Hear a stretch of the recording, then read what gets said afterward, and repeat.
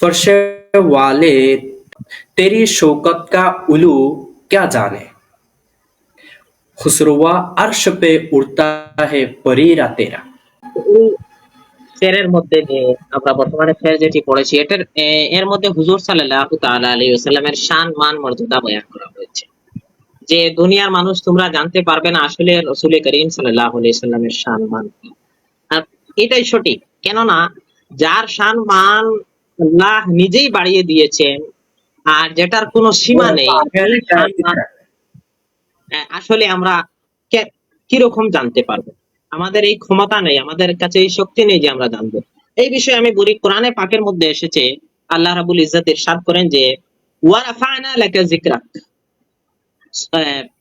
30 পারার মধ্যে এটা এসেছে সূরা শারাহ মধ্যে, যে আল্লাহ বলছেন ওয়া রাফা'না লাকা যিকরাক, আমি আপনার জন্য, আমি তোমার জন্য তোমার শান মানকে আমি উঁচু করে দিয়েছি, বুলন্দ করে দিয়েছি। আল্লাহ রাব্বুল ইজ্জত কোরআন শরীফের মধ্যে বলছেন। তো এখানে যার শান মান নিজেই বুলন্দ করে দিয়েছেন, নিজেই উঁচু করে দিয়েছেন, তার শান মান আমরা কিরকম বান্দা হয়ে কিরকম বুঝি? নবী করিম সাল্লাল্লাহু আলাইহি সাল্লাম বলেন না যে আমার হাকিকত আল্লাহ ছাড়া কেউ জানে না। হযরত আবু বকর সিদ্দিককে সম্বোধন করে বলেন যে আমার হাকিকত আল্লাহ ছাড়া কেউ জানে না, অর্থাৎ আমার কত শান মান মর্যাদা আছে এটা আল্লাহই ভালো জানে, এই দুনিয়ার মানুষ এটা জানতে পারবে না। তারপর আমি বলি হাদিসে কুদসির, আমরা যে বড়ি মানে এখানে বলছি খুসরাওয়া আরশ পে উড়তা হ্যায় ফেরেরা তেরা, তো এই জমিন এবং আরশ সব জায়গার মধ্যে হুজুর সাল্লাল্লাহু আলাইহি ওয়াসাল্লামের সম্মান গাওয়া হচ্ছে, গুণগান হচ্ছে। আসলে এই বিষয়টা কি, কেন আল্লাহ হযরত এটা বললেন? তো হাদিসে কুদসির মধ্যে এসেছে, হাদিসে কুদসি হচ্ছে যেটা রাসূল করিম সাল্লাল্লাহু আলাইহি ওয়াসাল্লামের জবান দ্বারা বের হয়, কিন্তু এই কথাগুলো তাকে আল্লাহ রাব্বুল ইজ্জতের জবান দ্বারা বের হয়, কথাগুলো তাকে আল্লাহ রাব্বুল ইজ্জতের। তো এটাকে হাদিসে সংক্ষিপ্ত ভাবে বললাম, এটাকে হাদিসে কুদসি বলা হয়। তো হাদিসে কুদসির মধ্যে এসেছে ইন্নামা যাকারতু যাকারতা মাই, ইন্নামা যাকারতু যাকারতা মাই। আল্লাহ বলছেন যে যে জায়গার মধ্যে আমার জিকির হবে হাবিব, তোমারও জিকির সেই জায়গার মধ্যে হবে। আমার জিকির যে জায়গার মধ্যে হবে হাবিব, তোমারও জিকির এই জায়গার মধ্যে হবে। তো আল্লাহ রাব্বুল ইজ্জত এর জিকির এই পৃথিবীতে হচ্ছে, আসমানের মধ্যে হচ্ছে, আরশের মধ্যে হচ্ছে, জান্নাতের মধ্যে হচ্ছে, অর্থাৎ দুনিয়া এবং এই দুনিয়া মাফিহা বা এই আসমান জমিন চন্দ্র সূর্য তারা সব জায়গার মধ্যে আল্লাহ রাব্বুল ইজ্জতের জিক্র আজকার হচ্ছে। তো আল্লাহ বলছেন যেখানে আমার জিক্র আজকার হবে ওইখানে নবী করিম সাল্লাল্লাহু আলাইহি ওয়াসাল্লামের জিক্র আজকার হবে। তো যদি আরশের মধ্যে আল্লাহর জিকির হয় তাহলে আরশের মধ্যে নবী করিম সাল্লাল্লাহু আলাইহি ওয়াসাল্লামের জিকির হবে।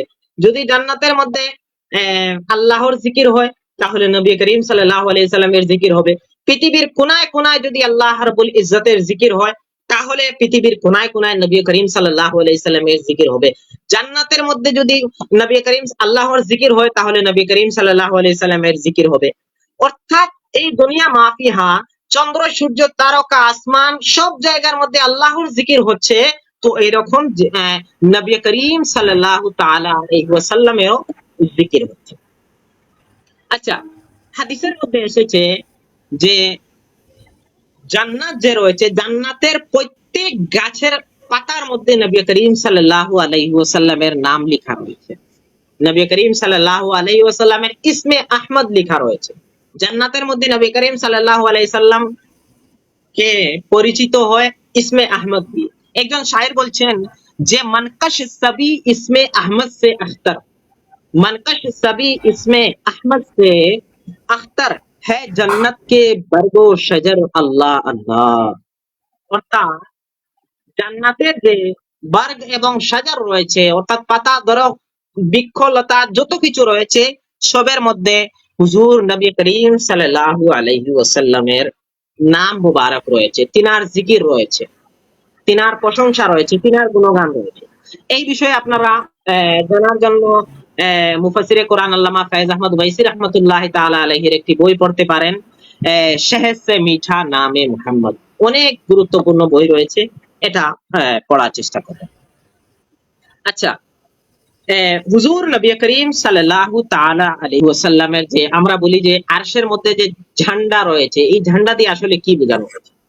তো এখানে আমরা একটু বলি যে একটি হাদিসের বা মৌলুদে বারজিনজি যেটা আমরা পড়ি, মৌলুদে বারজিনজি, তো ইমাম বারজিনজি রহমতুল্লাহি তাআলা আলাইহি থেকে কিছু আমরা কথা বলতে পারি এখানে।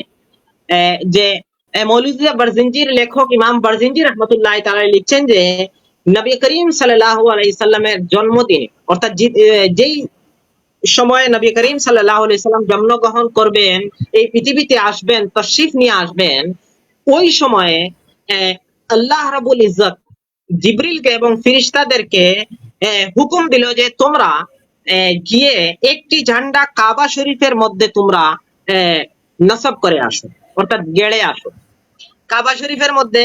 তারপর জমিন ও আসমানের মধ্যখানে একটি তোমরা নসব করো।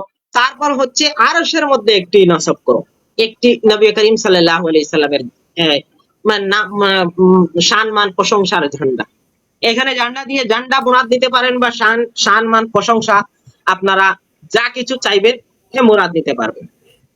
তো এই দিকেও এটার ইশারা হতে পারে, বা নবী করিম সাল্লাল্লাহু আলাইহি সাল্লামের শান মান, যে আল্লাহ বলছেন যে জায়গায় আমার জিকির হবে ওই জায়গায় মাহবুব তোমারও জিকির হবে।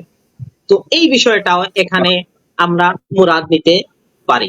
আল্লাহ হযরত এই সব বিষয়ের দিকে এই শেরে আমাদেরকে ইশারা করেছে।